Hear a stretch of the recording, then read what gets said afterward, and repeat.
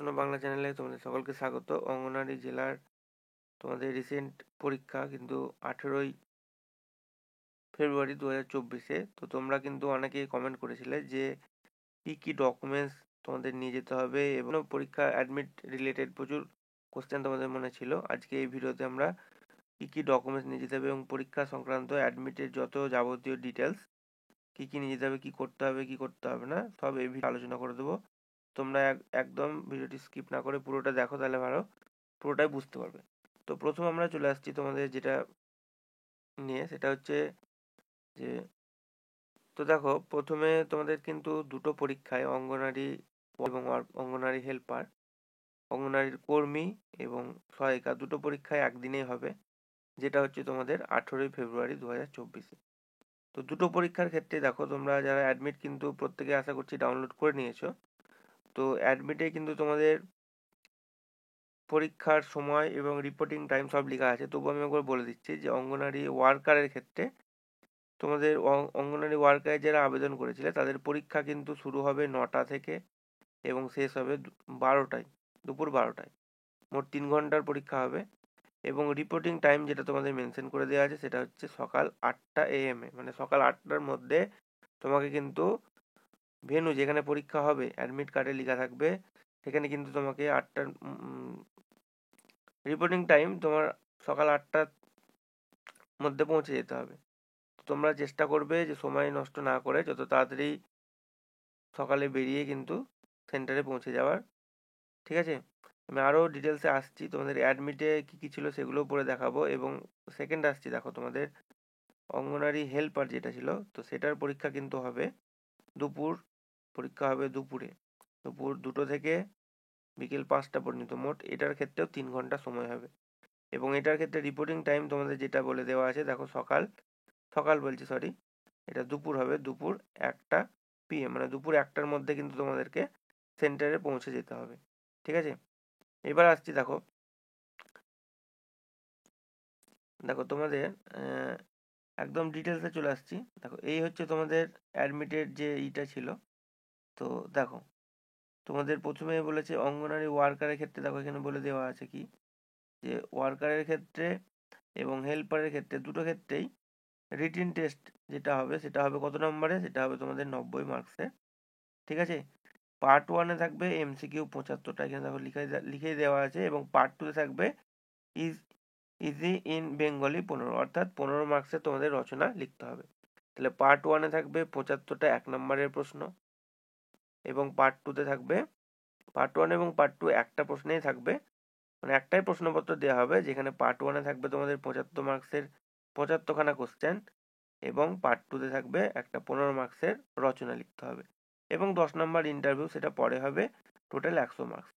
এবার এখানে দেখো এই যে 90 নাম্বার, মানে 75 এই 15, এই 75 এই 15, টোটাল 90 মার্কস। দেখো সাবজেক্ট ওয়াইজ কোন সাবজেক্ট থেকে কত থাকবে আমি কিন্তু তোমাদের আগেও বলে দিয়েছিলাম।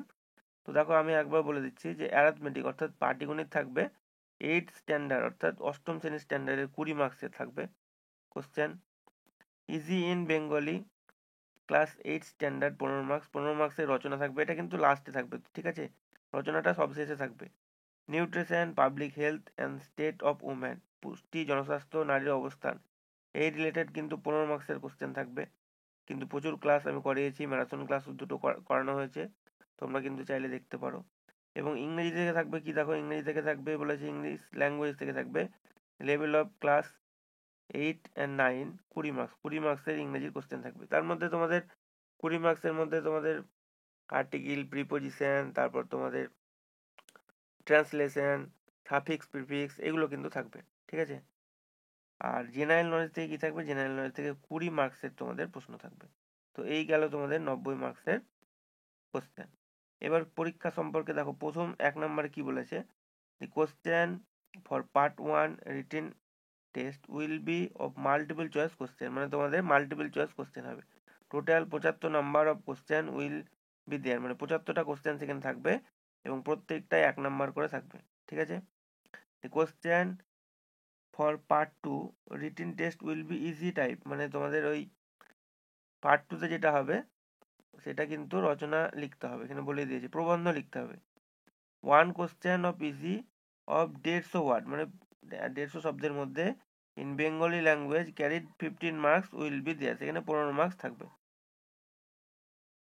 তো আশা করছি তোমাদের রচনার ব্যাপারটা বোঝা গেল। তো পার্ট 1-এ তাহলে তোমাদের 75খানা কোশ্চেন থাকবে 1 নম্বরে, এবং পার্ট 2-তে থাকবে একটাই মাত্র।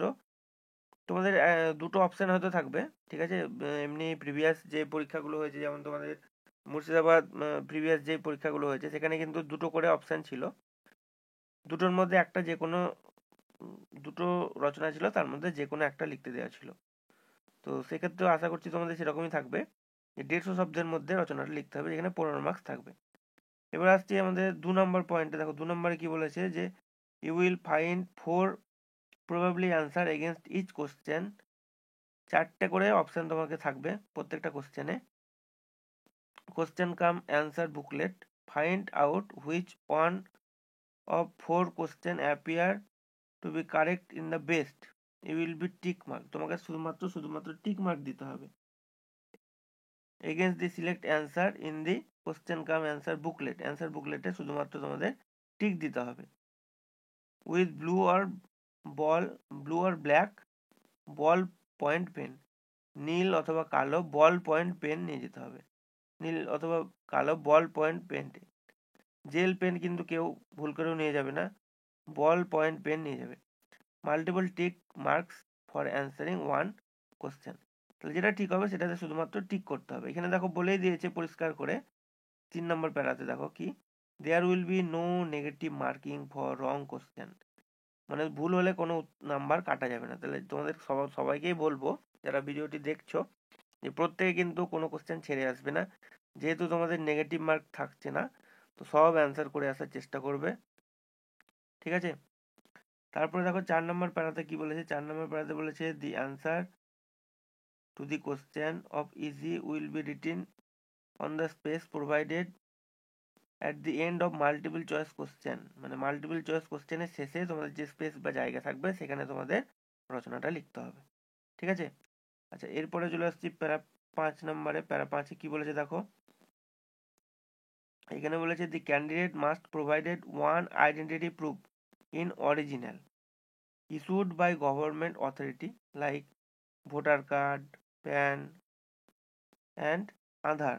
তাহলে ভোটার কার্ড, প্যান কার্ড অথবা আধার কার্ড, যে কোনো একটা ডকুমেন্টস নিয়ে যাবে, যেখানে কিন্তু যাতে যে সেই ডকুমেন্টসটা নিয়ে যাবে যেটাতে তোমাদের কি হবে, during entry to the exam written test venue. Written test venue মানে যেখানে তোমাদের লিখিত পরীক্ষা হবে, সেই ভেন্যুতে তোমাদের কিন্তু একটা আইডেন্টিটি প্রুফ দেখবে, ভোটার কার্ড, প্যান কার্ড অথবা আধার কার্ডের মধ্যে। তো আমি বলবো যে যেটাতে তোমাদের ভোটার কার্ড, প্যান কার্ড বা আধার কার্ডের মধ্যে যেটাতে তোমাদের ছবিটা মোটামুটি বোঝা যায়, ম্যাচ করে তোমাদের এবং ভালো এসছে, ভোটার কার্ড নিয়ে যেতে পারো, প্যান কার্ডও নিয়ে যেতে পারো যদি প্যান কার্ড থেকে থাকে কারো, অথবা আধার কার্ড, আধার কার্ডে যদি ছবি থেকে থাকে এবং বোঝা যায়, তাহলে তাহলে সেটা নিয়ে যেতে পারো। বা অন্য কোনো আইডেন্টিটি প্রুফ যেটা গভর্নমেন্ট অথরিটি, ঠিক আছে, ইস্যু বাই, যেটা গভর্নমেন্ট ইস্যু করেছে, এরকম কোনো আইডেন্টিটি, অন্য কোনো আইডেন্টিটি প্রুফ থাকলেও সেটা নিয়ে যেতে পারো। ড্রাইভিং লাইসেন্স হতে পারে বা অ্যাডমিট কার্ডও হতে পারে, তবে ভোটার কার্ড, প্যান কার্ড অথবা আধার কার্ড যেটাতে ছবি পরিষ্কার বোঝা যাচ্ছে, সেগুলো নিয়ে যাওয়াই ভালো হবে। তারপরে চলে আসছি প্যারা 6, দেখো কি বলেছে। এইখানে সেরকম আর গুরুত্বপূর্ণ কিছু নেই। তো এখানে বলেছে admission to the written examination test is purely provisional subject to determine of eligibility in terms of advertisement. তো বলছে লিখিত পরীক্ষার ভর্তি বিজ্ঞাপনের পরিপ্রেক্ষিতে যোগ্যতা নির্ধারণের সাপেক্ষে সম্পূর্ণরূপে এটা অস্থায়ী। তো এইখানে সেরকম আর গুরুত্বপূর্ণ নেই। দেখো এরপরে কি আছে, দেখো গুরুত্বপূর্ণ সেগুলো বলে দিই একটু। দেখো তারপরে আমাদের গুরুত্বপূর্ণ যেটা আছে সেটা প্যারা 10 নম্বরে আছে। সবগুলো গুরুত্বপূর্ণ সেরকম না, যেগুলো খুব গুরুত্বপূর্ণ সেগুলোই বলছি। দেখো during of written test will be 3 hour, দেখো 3 ঘন্টার পরীক্ষাটা হবে। Reporting time at the written test hall is 1 hour before the schedule time. তাহলে নির্দিষ্ট সময়ের 1 ঘন্টা আগে তোমরা কিন্তু ওইখানে পৌঁছে যাবে বলছে। অফ কমেন্সমেন্ট অফ এক্সামিনেশন, মানে তোমরা ওইখানে কিন্তু যেখানে পরীক্ষা হবে সেখানে কিন্তু 1 ঘন্টা আগে পৌঁছে যাবে। বলছে no candidate shall be allow to enter into the written test hall after half an hour. মানে তোমাদেরকে যদি দেরিও হয়ে থাকে কারো, তাহলে ম্যাক্সিমাম কিন্তু তোমরা 30 মিনিট সময় পাবে। 30 মিনিট, পরীক্ষা শুরুর 30 মিনিট পর্যন্ত তোমাদেরকে হলে মানে প্রবেশ করতে দেবে। এর বেশি হয়ে গেলে কিন্তু আর কেউ কিন্তু পরীক্ষা দিতে পারবে না, ঠিক আছে? তো চেষ্টা করবে, আমি তোমাদেরকে সকলকেই বলবো যে তোমরা কিন্তু যে নির্দিষ্ট টাইম আছে, যেমন তোমার ওয়ার্কারের ক্ষেত্রে 9টা থেকে 12টা পরীক্ষা আছে, তো তোমরা 9টার আগে 8টার মধ্যে পৌঁছে যাবে, এবং হেল্পারের ক্ষেত্রে 2টো থেকে 5টা পরীক্ষা আছে, তো তোমরা 1টার মধ্যে কিন্তু নির্দিষ্ট স্থানে যেখানে তোমাদের সেন্টার সেখানে কিন্তু উপস্থিত হয়ে যাবে। এরপরে দেখো কি বলেছে, এরপরে প্যারাগ্রাফে চলে আসছে। এরপরে যেটা 11 নম্বরে দেখো আছে, বলছে যে one on the basis of result of written test, shortlisted candidate will be called for interview at the rate 1:5 ratio, মানে 5 জনের মধ্যে একজনকে এরকম ভাবে ডাকা হবে, ঠিক আছে?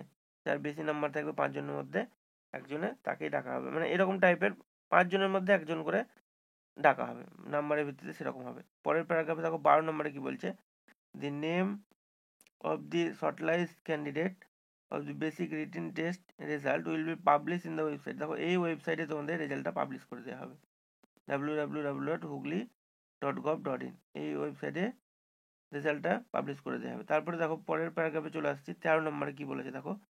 তো এই জায়গাটা অনেকে কিন্তু কমেন্ট করেছিল আমাকে যে দাদা কি ছবি নিয়ে যাবো এই ব্যাপারটা। তো দেখো কি বলেছে, two attested passport size colour photograph, two attested passport size, তাহলে পাসপোর্ট সাইজ কালার ফটোগ্রাফ তোমাদের যেই ফটোটা তোমরা অ্যাডমিটে ফর্ম ফিল আপের সময় দিয়েছিলে, সেই ফটোটা যদি থেকে থাকে তাহলে অবশ্যই সেই ফটোটা নিয়ে যাবে, আরও 2টো কপি কালার, ঠিক আছে?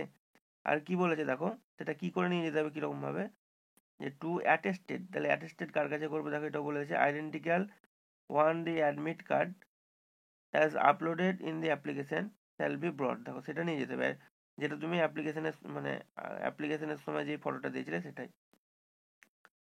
বলছে brought by the candidate into the written test which this photograph shall be attested by a group A officer of central or state government or headmaster of high school. তাহলে এটা কি করবে, 2 copy photo তোমরা তোমাদের nearest, মানে যদি তোমাদের কাছাকাছি স্কুল থেকে থাকে, হেডমাস্টার আমি বলবো যে তোমাদের কাছাকাছি স্কুল থেকে থাকবে, তো যারা যদি সেই স্কুলে আগে পড়ে থাকো তাহলে কোনো অসুবিধা হবেই না, যদি না পড়ে থাকো তাহলেও অসুবিধা হবে না। তুমি আইসিডিএস এর যে অ্যাডমিটটা বেরিয়েছে সেটা 1 কপি জেরক্স করে, অরিজিনালটা এবং জেরক্সটা দুটো নিয়ে যাবে, নিয়ে হেডমাস্টারকে বলবে যে এরকম আমাদের স্যার পরীক্ষা আছে, তো এটা হেড স্যারের সই করতে বলেছে, দেখবে করে দেবে। বা তোমাদের নিয়ারেস্ট যদি এসডিও অফিস বা বিডিও অফিস থাকে, তো সেক্ষেত্রেও কিন্তু তোমরা গ্রুপে অফিসারের 2টো ফটো, যে ফটো দুটো নিয়ে যেতে বলেছে ওই ফটো দুটোতে বলবে অ্যাটেস্টেড করে নিয়ে যেতে বলেছে, তো ওই ফটো দুটোতে দেখবে অ্যাটেস্টেড করে দেবে স্যারকে বললেই। তো নিয়ারেস্ট যাদের স্কুল আছে তারা কিন্তু স্কুল থেকে হেডমাস্টারের কাছে নিয়ে যাবে। স্কুল না থেকে থাকলে, তুমি যদি নাও পড়ে থাকো, তাহলে যদি নিয়ারেস্ট স্কুল থাকে হেড স্যারকে বললেই কিন্তু এটা করে দেয়। তো বলে দেখবে, করে দেবে আশা করছি। তো এই ব্যাপারটা আশা করছি এবার বোঝা গেছে তোমাদের। এরপর দেখো কি আছে আর গুরুত্বপূর্ণ কিছু আছে কিনা। তো এরপর আর সেরকম গুরুত্বপূর্ণ কিছু নেই। এরপরে যেটা আছে দেখো বলে দিই, এই অ্যাডমিট কার্ড, দেখো তোমাদের এই অ্যাডমিট কার্ড আশা করছি সকলে আছে। তো এইখানে তোমাদের ডেটটা থাকবে, এক্সামিনেশন যার যেই, যদি ওয়ার্কারের করে থাকো তাহলে এখানে ডেট থাকবে, দেখো ডেট এবং টাইমটা থাকবে 9টা থেকে 12টা। আমি এটা হেল্পারের ক্ষেত্রে দেখাচ্ছি। তো হেল্পারের 2টো থেকে 5টা পরীক্ষা, এবং রিপোর্টিং টাইম দেখো দিয়ে দিয়েছে 1টা। তোমাদের যদি হেল্পার হয়ে থাকে তাহলে দেখবে 1টা লেখা থাকবে এখানে, আর যদি ওয়ার্কার হয়ে থাকে তাহলে দেখবে এখানে 8টা লেখা থাকবে।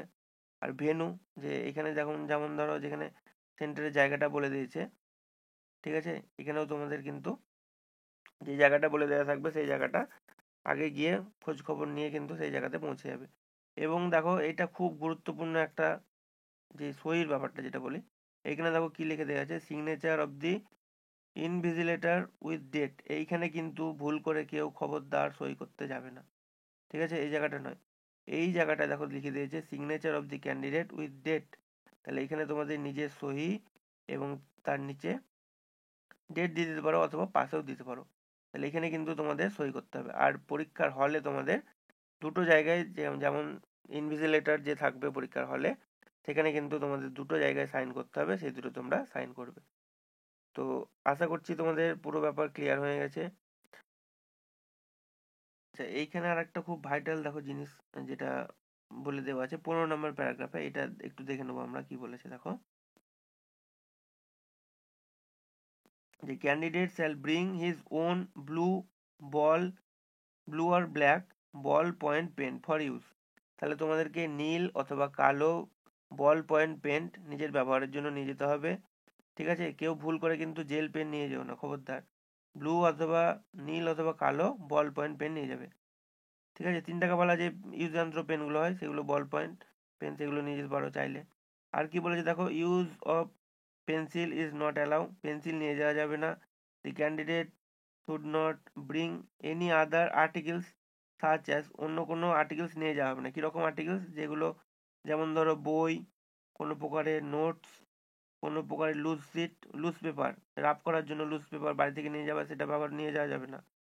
আর কি বলেছে, মোবাইল ফোন, মোবাইল ফোন তো কোথাও নিয়ে যাওয়া হয় না, এখানেও হবে না।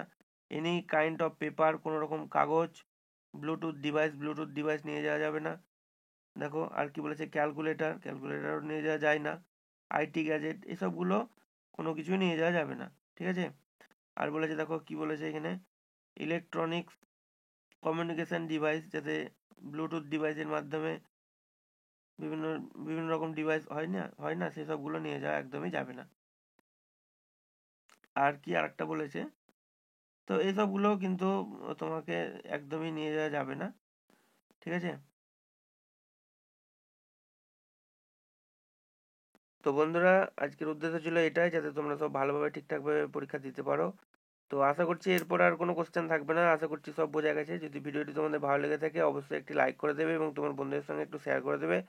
যারা কিন্তু একটু বিভ্রান্তের মধ্যে আছে এবং যারা পরীক্ষা দিচ্ছে তাদের সঙ্গে একটু শেয়ার করে দেবে এই ব্যাপারটি। আমার মনে হয় এরপর আর কোনো কোশ্চেন যদি এরপরেও থেকে থাকে অবশ্যই তোমরা কমেন্ট করতে পারো, চেষ্টা করবো তার উত্তর দেওয়ার। তো এই ছিল আজকের video. Thank you for watching this video.